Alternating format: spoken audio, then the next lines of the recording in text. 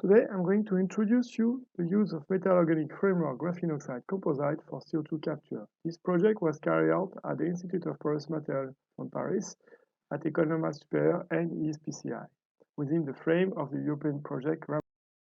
First of all, MOF that are suitable for CO2 capture usually possess narrow pore size and bare functional group able to either chemi or physisorb CO2.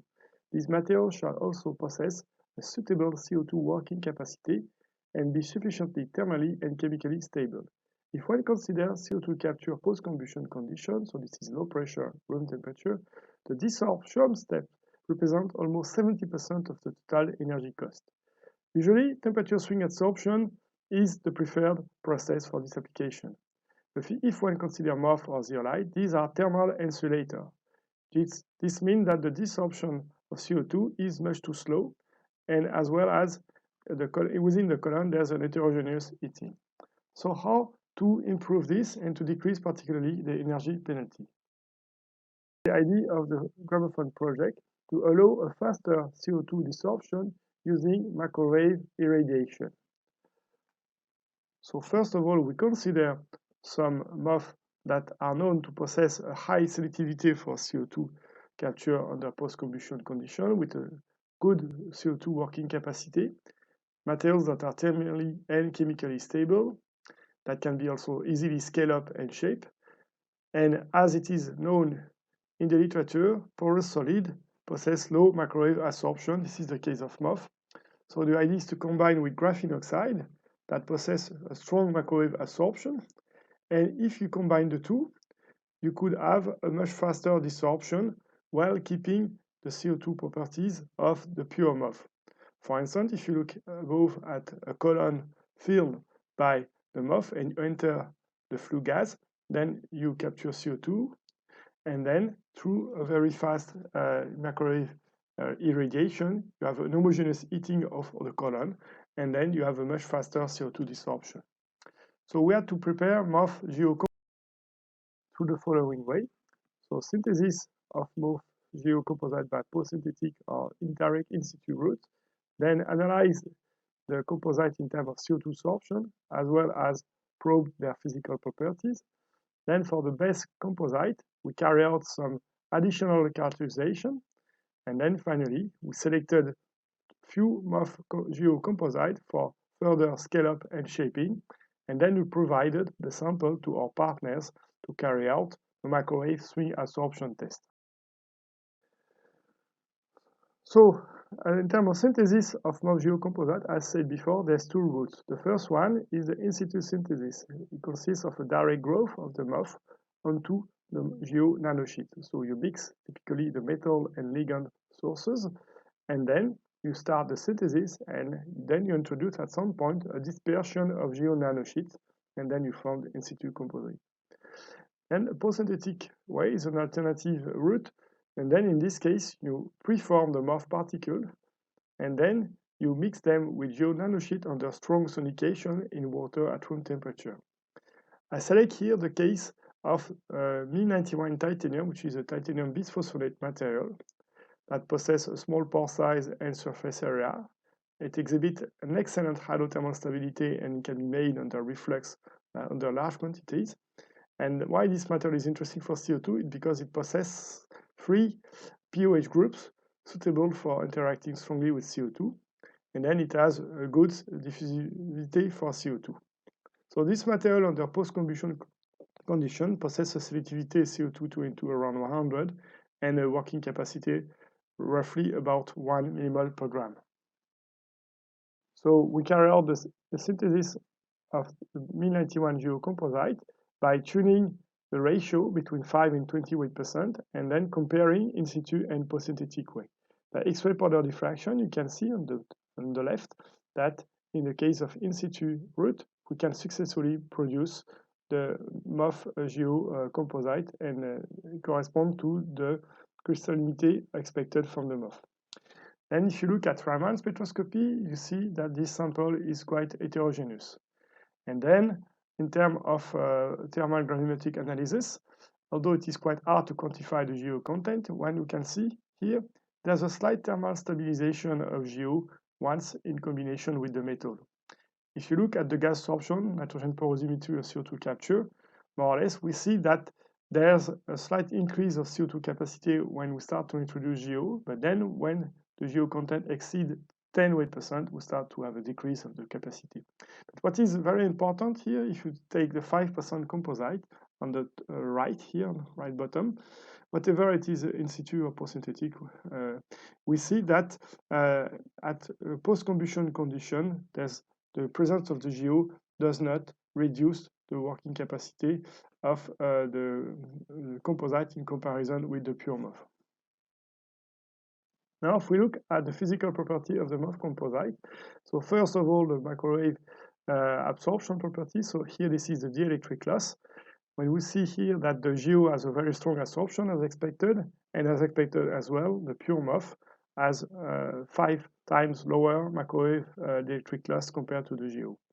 If we look at the post-synthetic composite, we have only a very small increase of the dielectric loss. But in the case of the in-situ composite, 5% of GO, we see that the dielectric loss is much higher and within the range that is suitable for the application that we consider here. Now, this was complemented by electrical conductivity measurement done in Montpellier in France. And you see here that the MOF, of course, is an electrical insulator. And the post-synthetic material, even with 28% of GO, is also electrically insulating. But if you have 5% of GO in the materials made by direct in-situ route, you have the same value of conductivity in comparison with the GO, which means that we have a composite that is a semiconductor. And basically, we can see here that the dielectric loss and the conductivity are correlated, and that in situ, finally, routes allow to produce a composite with a suitable dielectric loss, and we have shown later that this can be extended to any type of MOF by just tuning the ratio GO to the MOF content. Now, if we look at more advanced characterization of these in situ composite in comparison with the post-synthetic one, what we can see here is that there's no significant changes of the XPS signature for the composite in comparison with the pure MOF. But what is interesting here is to see that the peak at 284.4 EV that is characteristic of the sp2 zone of GO is increased once we have the in situ preparation of the composite, which means that the synthesis itself allows a slight reduction.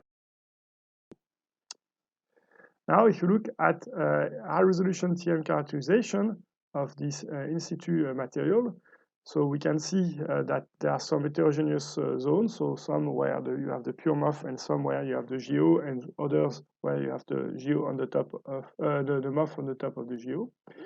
If you look at elemental analysis, you see that the titanium is slightly in excess comparison with the theoretical ratio, which means that in addition to the titanium species from the MOF, you have other titanium species directly coordinated to the GO.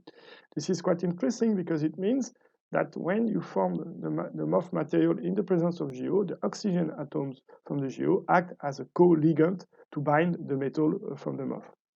And it means also that the sp3 zone are the nucleation point of the MOF during the synthesis.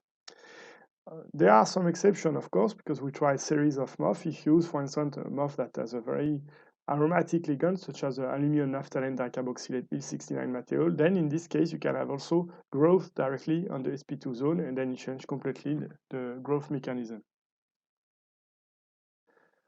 Once we have selected the best composite, so for instance, Mi91 5% GO, but not only, we had to scale up and shape the composite in order to provide some material for further testing, microwave swing absorption test, by our colleagues from the Gramophone project. So first of all, we use a 5 liters reactor, and we produce 50 grams of powder. Then this powder was shaped through weight granulation using some polymeric binder. This work was done in collaboration with Jong-San Chang and his team in Korea. So we produced this bed, and then we the colleagues tested it successfully in Mons, in Belgium. And then we had to produce even a larger amount of sample, up to 500 grams, using a 35-liter glass reactor. And again, we had to shape this material through our colleagues from Korea. So all this material were shipped to our partners from Mons that developed the microwave swing adsorption laboratory demonstration test.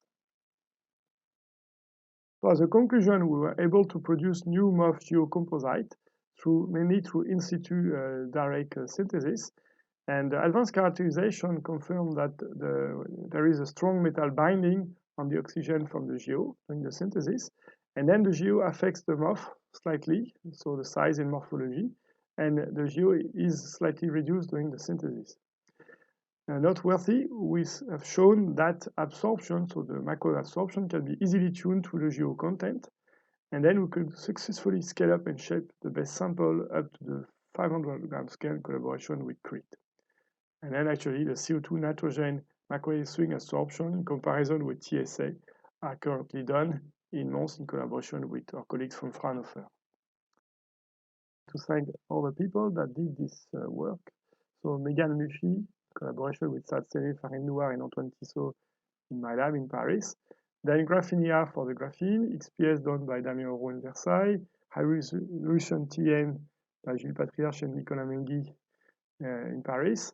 Then permittivity measurement by Rudolf Emmerich, the Fraunhofer and Freiburg in Germany, Zhongshan Chang in Korea for the shaping, and then all my colleagues from the Gramophone project. Thank you for your attention.